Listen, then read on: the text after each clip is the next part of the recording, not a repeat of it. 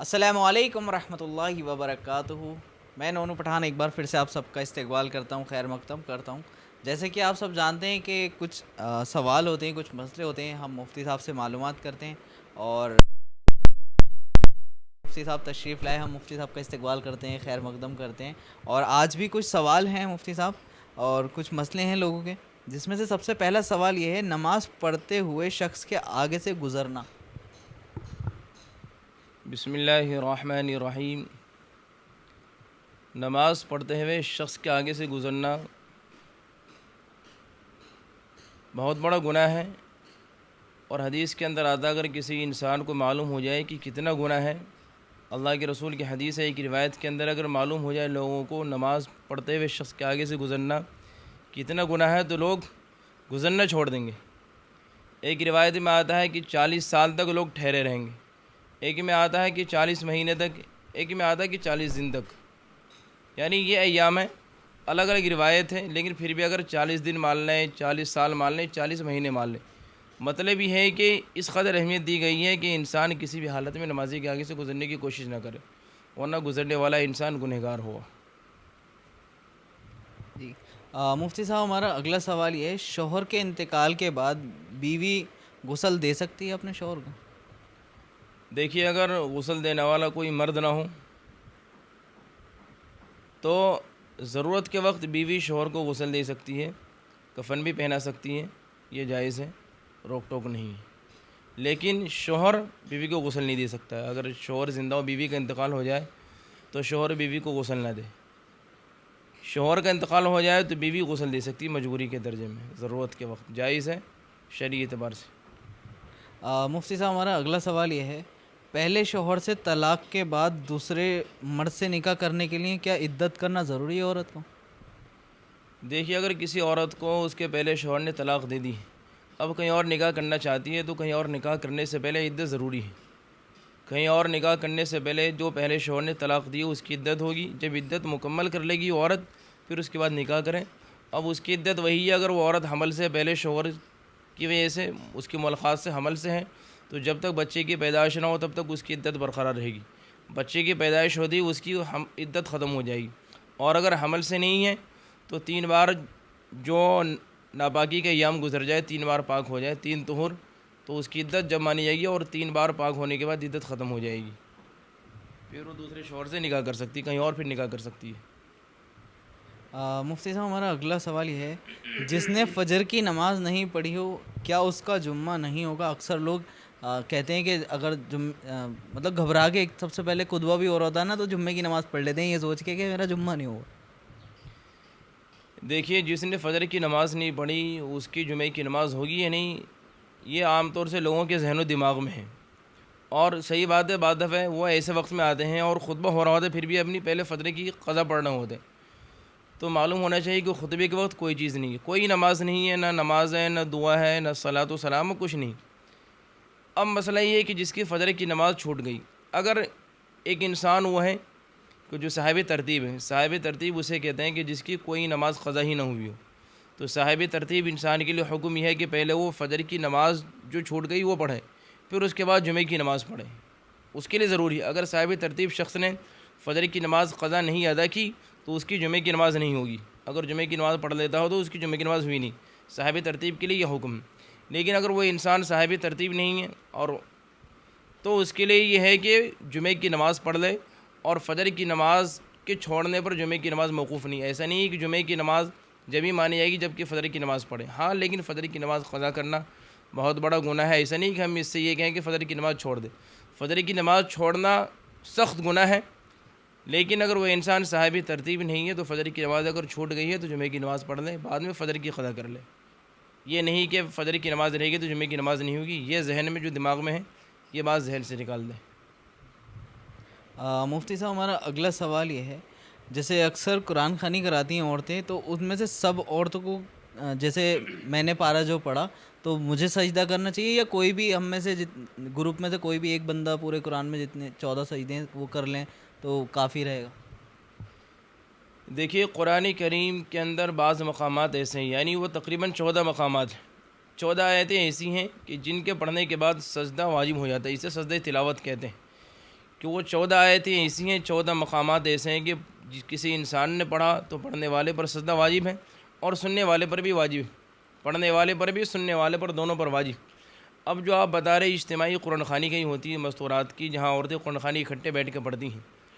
اب مان لیجیے کسی کو 9واں پارہ ملا، اس میں سجدے کی آیت، کسی کو 13واں ملا، کسی کو دوسرے تیسرے ملا تو اس میں تو سجدے کی آیت نہیں۔ اب وہاں جب قرآن خوانی ہو جائے اور گھر والے یا انہی گروپ میں سے کوئی ایک عورت ٹھیکہ لے لے کہ ہم سجدہ کر لیں گے، تو یہ اس کے سجدہ کرنے سے سب کی طرف سجدہ ادا نہیں ہوگا، بلکہ جس نے سجدے کی آیت پڑھی ہے اور جنہوں نے سنی ہے ان کے اوپر سجدہ تلاوت واجب ہے۔ اگر وہ عورتیں سجدہ تلاوت نہیں کریں گی تو وہ عورتیں گنہگار ہوں گی۔ اس بات کو یاد رکھیں، یہ سجدہ قرآن کریم کے اندر جو 14 سجدے ہیں یہ سجدہ واجب ہے، پڑھنے والے پر جس نے یہ آیتیں پڑھی اس پر واجب ہے، سننے والے پر بھی واجب ہے۔ تو جس نے سنا ہے، جس نے پڑھا وہی کریں، کوئی اور کریں تو کسی اور کے کرنے سے وہ اس کی ادائیگی نہیں ہو پائے گی۔ اور اگر یہ سوچتی ہیں کہ ہم نے گروپ میں کسی ایک نے کر لیا تو یہ ان کا یہ عمل، غلط سوچ ہے۔ جس شخص پر واجب ہو، سننے والے پر یا پڑھنے والے پر، وہی کرے۔ باقی کوئی اور ٹھیکیدار اگر یہ کام کرے تو ان ٹھیکیداروں کو اس ٹھیکے کے لینا بند کر دیں۔ میں انہی کے زبان میں کہہ رہا ہوں، جو ٹھیکیدار بن نہیں ہیں وہ ٹھیکہ لینا بند کر دیں۔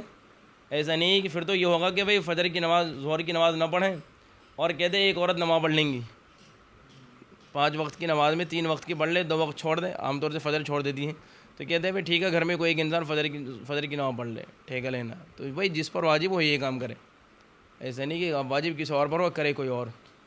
اچھا، اگر جیسے اب جیسے لوگ سن رہے ہیں ہماری بات، اب انہوں نے اگر یہ غلطی کری ہو تو اس کا کفارہ کیا ہوگا؟ تو انہوں نے غلطی کی ہے تو وہ اس کو توبہ کرے، استغفار کرے، آئندہ نہ کریں اس کام کو۔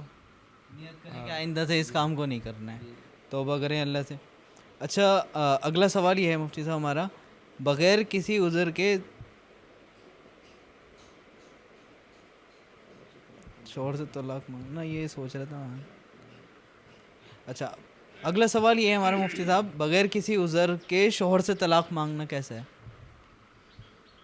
دیکھیے، اگر کسی عورت کا شوہر حقوق زوجیت ادا کرنے پر قادر ہے اور سارے حقوق، ساری اخراجات اٹھا رہا ہے، پریشانی کچھ نہیں ہے، خواہ مخواہ میں بعض دفعہ ذہن کے اندر ایک فطور پیدا ہو جاتا ہے، دل نہیں اشارہ، دل نہیں لگ رہا ہے، کسی اور وجہ سے اور طلاق کا مطالبہ کرتی ہے، تو یہ عمل غلط ہے، سخت گناہ ہے، بغیر کسی عذر کے، بغیر کسی مجبوری کے۔ اگر شوہر مان لیجیے، شوہر اگر مار رہا، پیٹ رہا، ظلم و زیادتی کر رہا ہے، یا خرچی نہیں دے رہا، یا اسے بیوی کو اس کا حق نہیں دے رہا، تو بات سمجھ میں آتی ہے۔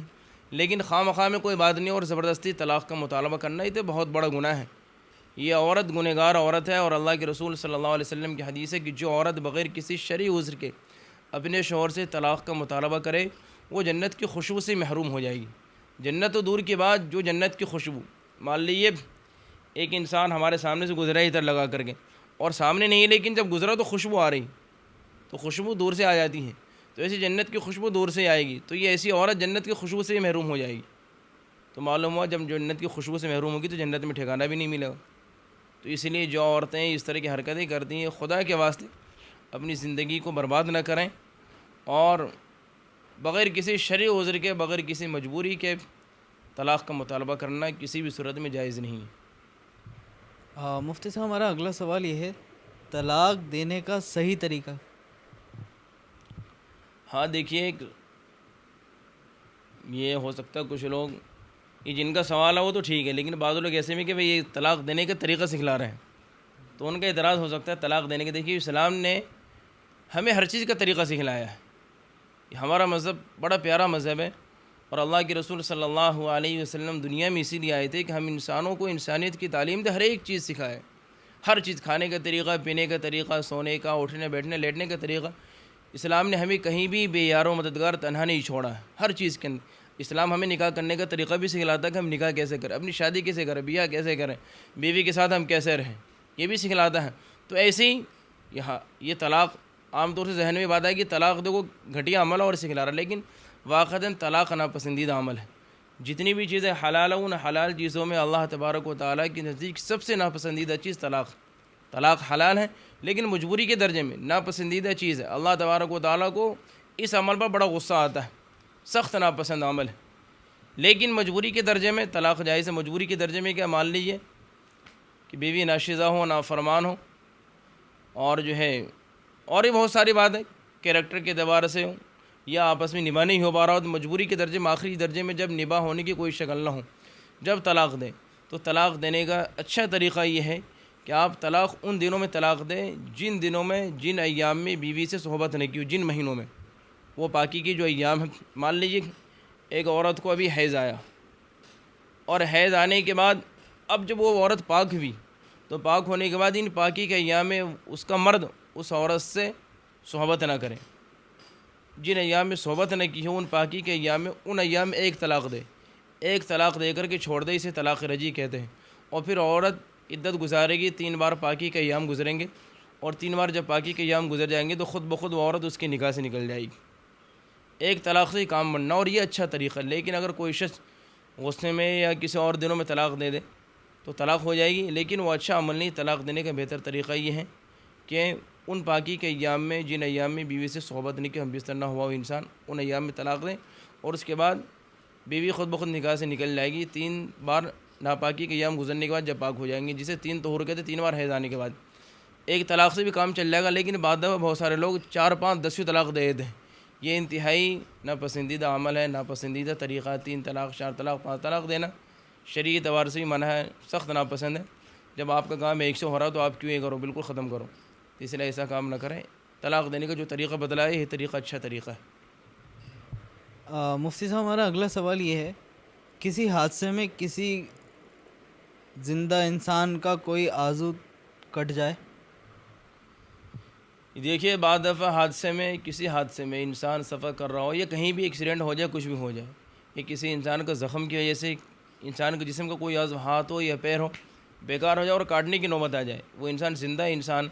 آج کل جیسے آج کے دور میں بے شمار حادثے ہوتے ہیں، آئے دن ٹرین حادثہ، کہیں کچھ حادثہ، تو اس حادثے میں کسی انسان کے جسم کا کوئی عضو، ہاتھ ہو، پیر ہو یا کچھ بھی ہو، اگر وہ کٹ جائے، وہ عضو بیکار ہو جائے، تو اب اسے کیا کرنا ہے؟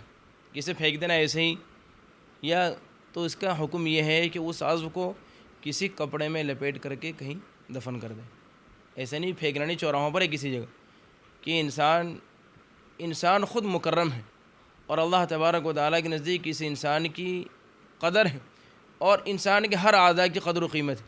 اسی لیے اس اعضاء کے احترام میں، اس اعضاء سارے انسان کے سارے اعضاء مکرم ہیں، تو اس لیے اسے کسی پاک کپڑے میں لپیٹ کر کے کہیں دبا دیں. یہ طریقہ ہے، پھینکنا نہیں چاہیے. مفتی صاحب ہمارا آج کا آخری سوال یہ ہے، ٹیک لگا کر کھانا کھانا کیسا ہے؟ دیکھیے ٹیک لگا کر کھانا کھانا جناب نبی کریم صلی اللہ علیہ وسلم کی حدیث سے اور آپ کے طریقے سے ہمیں یہ سبق ملتا ہے کہ آپ نے ٹیک لگا کر کھانا نہیں کھایا.